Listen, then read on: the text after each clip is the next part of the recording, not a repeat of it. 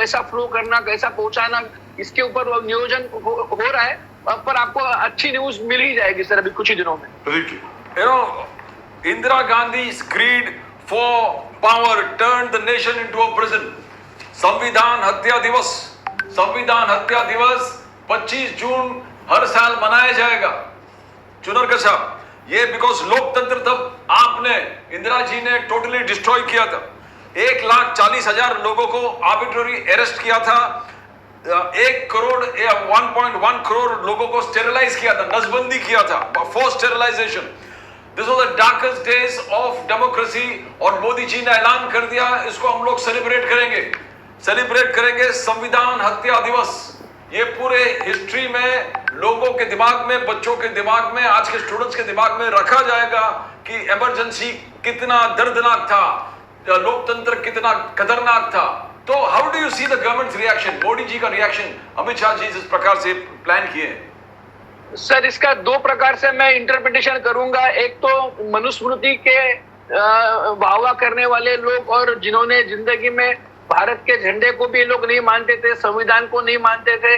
400 अगर इन लोग की संख्या हो जाती है अभी, तो ये लोग संविधान का नाम तक लेते क्या? ये इतने सवाल इसके अंदर पैदा होते हैं।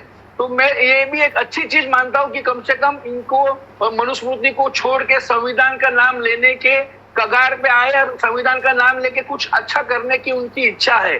बाकी आगे जो संविधान का जो वो आगे की जो लाइन उनकी ज्वाइन की, मैं अपने मुंह से नहीं बोलूंगा, वो उनके वो फेलियर है। वो कैसे फेलियर है मैं आपको अभी बताता हूँ। सर 1971 को जो 5वीं लोकसभा थी, जिसमें टोटल सीट थी 518 सीट में से 352 सीट मतलब 43% वोट कांग्रेस को मिले थे। और उसके बाद जो इमरजेंसी आई, इमरजेंसी में टोटल सीट थी 542, उसमें 542 सीट में जनता दल 267 सीट पे चली गई और कांग्रेस एकदम 154 सीट नीचे आ गई। मतलब उस समय कांग्रेस की टोटल 113 सीटें कांग्रेस कम आ गई। मतलब जो इमरजेंसी का हमारा नुकसान होना चाहिए था, वो नुकसान उस समय हुआ, 113 सीटें हमारी कम आ गई।